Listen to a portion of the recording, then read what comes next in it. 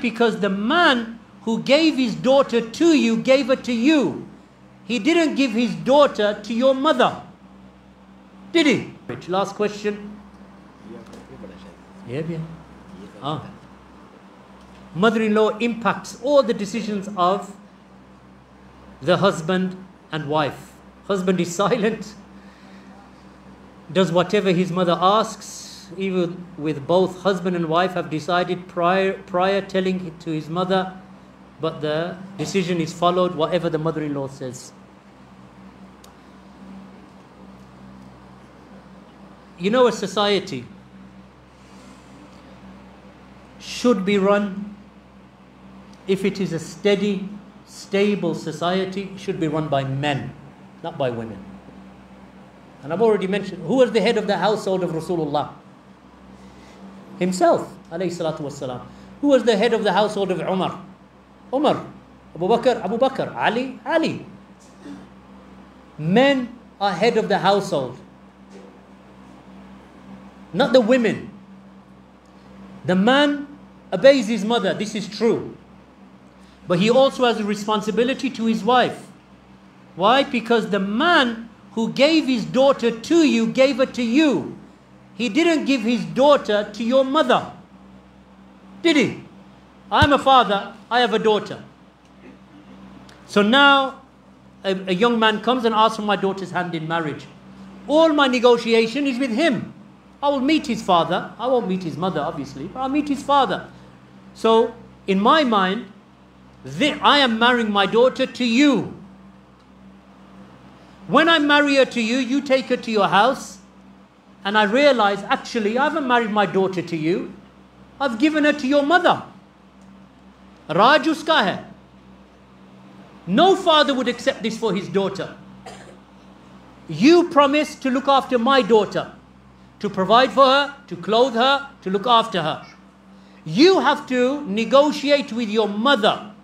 You speak to your mother and you apply whatever you need to apply. The sunnah is there that Allah's Messenger sallallahu alayhi wasallam, that he commanded us with the rights of the mother 3 times more than the father. This girl has a mother as well, doesn't she? The hadith doesn't apply to her. The same hadith that applies to you, my son, also applies to the woman that you've married. So when the Prophet ﷺ was asked, which person has the greatest right of my companionship, the Prophet ﷺ said, your mother. Thumma man, who after her? He said, your mother. And then he said it again for the 3rd time, your mother. Then your father. And then those who are near and those who are near, meaning brothers and sisters and relatives. This applies to the man and to the woman. So now you take this girl into your home and everything is run by the mother-in-law. Where's the father-in-law? Where's the father-in-law? If it was the father-in-law, it's understandable. Because you're living in the father's house. So you're living in my house, for example. So it's understandable that in my house, we have certain rules. If you use the dishes, you wash up after yourself. Don't leave it for my wife. You use the dishes, you wash the dishes. For example. Right? So there are rules that the father, the man of the house, he places. These rules don't come from the mother. They come from the man of the house. Let's say the man of the house is dead. Rahimahullah. So now it's just the mother. So the whole of the house is run by a woman. Be careful. Be careful. Because now so now when you have children, the children are now under the tarbiyah of the woman of the house, the mother-in-law. Boys, girls, all under her tarbiyah. Whatever she says goes. Jaye, ijazat. Aye, ijazat. For you, your wife, your children. And in the hands of whom? In the hands of a woman. So a man, obviously he cannot be rude to his mother. He can't be unkind to her. But he has to negotiate his way through this, giving everyone their haqq. Everyone their haqq. His mother, his wife, his children. And when the mother says, you're saying, Mum, I have to take my wife to visit her brother. क्योंकि वो बीमार है, नहीं जाएगी. So you go to your wife, sorry wife, मेरी माँ कह रही है आप नहीं जा सकती. That's not your mother's decision whether she can go and visit her sick brother. Yeah, आपकी decision है. You have to tell your mother, माफ करना अम्मी जी, मेरी wife जाएगी क्योंकि उसका भाई बीमार है. And we'll be back this evening. You don't have to worry, inshallah, हम शाम से पहले और night से पहले वापस आ जाएंगे. That's your decision. Your children are born. Now they're 7, 8 years old. So you choose to send them to a madrasa Islamiyah, Salafiyyah. An Islamic madrasa upon the Sunnah. Mother-in-law says, नहीं, ये state school में जाएगी. And you say, माफ करना बीवी, मियाँ, what do you call him, Begum.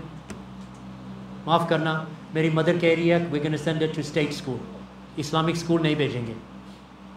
That's not your mother's decision. Allah will ask you about your children. The house is not run by the wife. The house is not run by the women. A household is run by men, by rijal. But with justice, with kindness, with goodness. The Prophet ﷺ said, the best of you are those who are best to their women. By Allah, I am the best of you to my women. Prophet ﷺ was the best. Ye nahi ke you become tyrants and zalimun in your own house. Dhulm nahi karna. There's no dhulm upon the women. But the house is run by the men. A house should never be run by women. So from the day that you get married, my sons and my daughters, put the strength of the house. It doesn't mean, because it's possible that sometimes you marry a man and he's a bit quiet. You know, he's not really outgoing like that. No problem. And you are the one who helps him. There's no problem in this, because you're doing it out of respect for him and supporting your husband. This is a good thing, because some men are quiet naturally and the woman is a strong woman. Koi baat nahi. That's actually good in many households. But she does it to support her husband, not to undermine your husband. Don't undermine him in public, like you see sometimes. Alhamdulillah, I don't really see it in Pakistan, but you see it all the time in Britain. Anyone who comes from these Western countries, they're in the shopping centre. He's saying, you get out my face, you do. And he's just sorry. Sorry, Sharon. Alhamdulillah, you don't really see it in Pakistan because women have respect for their husbands.